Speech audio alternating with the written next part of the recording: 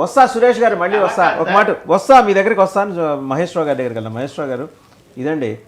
So వీళ్ళు ఆయన మాట్లాడుతూ ఆయన అడిగాను, ముంతాజ్ హోటల్ కన్స్ట్రక్షన్ కింద నడుస్తుంది. వాళ్ళకి ఏంటంటే వాళ్ళకున్న లీగల్ యాంగిల్ ఒకటి ఉండటం వల్ల, లీగల్ ట్యాంగిల్ ఉండటం వల్ల వాళ్ళ కన్స్ట్రక్షన్ యథేచ్ఛగా నడుస్తుంది. టీటీడీ కానీ ప్రభుత్వం కానీ ఎంత ఒత్తిడి చేసినా వాళ్ళు ఆపే పరిస్థితులు అయితే కనిపించట్లేదు. వాటికన్ సిటీలో వెళ్ళి కింద వెంకటేశ్వర గుడి కట్టుకుంటానంటే ఎవరైనా ఒప్పుకుంటారా? మక్కా వెళ్ళి శివాలయం కట్టుకుంటానంటే ఒప్పుకుంటారా? ఒప్పుకోరు కదా. ఎందుకు తిరుమల పవిత్రతని భంగం కలిగించే విధంగా ఇంతకుముందు ప్రభుత్వం ఇచ్చింది? వీళ్ళు ఎందుకు స్ట్రింజెంట్ యాక్షన్ తీసుకోలేకపోతున్నారు? ఏమన్నా పెరిఫరల్ పైన మందు పూసే కార్యక్రమం ఏమైనా చేస్తున్నదా? నమస్కారం. జనరల్గా ఏ మతమైనా కూడా ఆ మతాన్ని వాళ్ళు పాటించుకుంటూ మత సహనం అనేది చాలా అవసరం.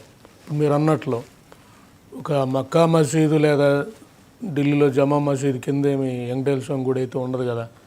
సో అది ఆ మతం మెయింటైన్ చేయాలి. మేము కోరేది కూడా ఆ పార్టీగా ఎవరి మతాన్ని వాళ్ళు పాటించుకుంటా వేరే మతాన్ని కూడా వాళ్ళు గౌరవించే విధంగా ఉండాలి. మీరు అన్నట్లు అది వాళ్ళే వాలంటరీగా చేయాలి. అంటే మనం తిరుపతి వెంకటేశ్వర స్వామి గుడి దగ్గర కింద ఎందుకు అనేది వాళ్ళు చేయాలి.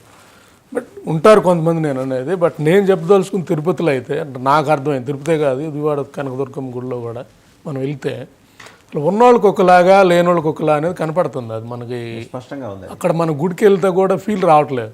నేను మీకు ఎగ్జాంపుల్ పిల్లలతో వెళ్తే కనకదుర్గమ్మ గుడికి వెళ్తే మొత్తం అదే లాబింగ్ అన్నప్పుడు ఏంటంటే ఇక్కడ దేవుడికి అందరూ సమానమే కదా. అది అక్కడ వర్కౌట్ చేయాలి. ఎక్కువ అది లేకపోతే ఆ శాంటిటీ పోతుంది, ఆ గుడి శాంటిటీ అనేది పోతుంది. అది తిరుపతి అయినా ఏ గుడి అయినా. సో కింద పేదోడైనా ఉన్నోళ్ళైనా ఒకే ట్రీట్ చేయాలి. అక్కడున్న అది రావాలి. మీ ప్రక్షాళనంటే అది చేయాలి.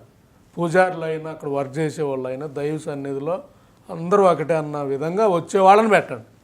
మళ్ళీ అక్కడ ఆయన హిందూ కాబట్టి ఆ మైండ్ సెట్ ఉన్న ఆయన పెడితే అది కూడా తప్పే కదా. సో దీంతోపాటు అది కూడా చేయండి. వాళ్ళల్లో నేచర్ చెక్ చేయండి. అంటే వీళ్ళు వెళ్ళంగానే డబ్బు కోసం చూస్తున్నాడా లేదా డబ్బు పెడితేనే శటకోపరం పెడుతున్నాడా, ఇట్లాంటివి వెరిఫై చేయండి.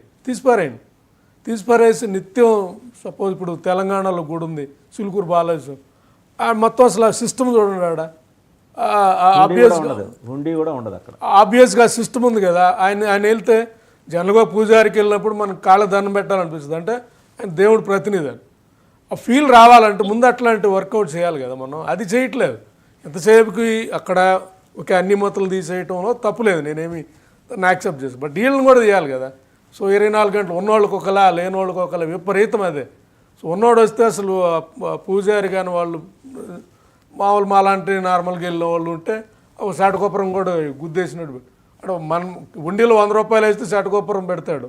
వాళ్ళు ఉండిలో 100 రూపాయలు లేవనుకో, ఫోన్పే ఉంది ఈరోజు 100 రూపాయలు కూడా లేవనుకో, శాటకోపురం కూడా ఇట్లా పొడిచేస్తాడు. అనవసరంగా శాటకోపురం పెట్టుకున్నాం అన్న వస్తుంది. ఇది మారాలి.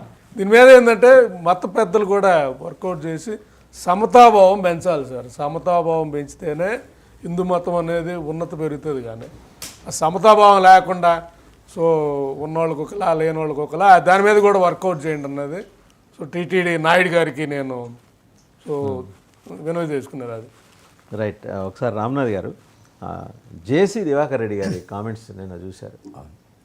చంద్రబాబు నాయుడు గారు ముఖ్యమంత్రిగా కొన్ని రోజుల తర్వాత కొనసాగరేమో, పవన్ కళ్యాణ్ గురించి నాకు పెద్దగా తెలియదని కూడా అన్నారు. అంటే బహుశా ఆయన చాన్నాళ్ళు ప్రజా జీవనానికి దూరంగా ఉండటం వల్ల అలా అన్నారేమో. లేకపోతే ఇవన్నీ పక్కన పెడితే అసలు జేసీ బ్రదర్స్ చాలా కాంప్లికేటెడ్ వ్యవహారంగా తెలుగుదేశం పార్టీకి మారినట్టు కనిపిస్తుంది. ఏదో ఒకటి వాళ్ళని ఆయన పిలిపించి మాట్లాడరు, ఫోన్లో ఆగ్రహిస్తారు, అలాగే ప్రెస్ రిలీజ్లో కన్నెర చేస్తారు. విడిగా ఆయన పిలిచినా వెళ్ళని పరిస్థితి జేసీ బ్రదర్స్. ఏంటి వీళ్ళు కంట్లో నర్సుగా ఏమైనా తయారయ్యారా తెలుగుదేశం పార్టీకి? అంటే ఈ జేసీ కుటుంబ వ్యవహారం మనం అది ఒక 30 ఏళ్ళ నుంచి వాళ్ళు తాడిపత్రి రాజకీయం ఎలా కొనసాగిస్తున్నారు. జేసీ దివాకర్ రెడ్డి గారు ఎంత సీనియర్ మోస్ట్ పొలిటీషియన్ మనకు తెలుసు.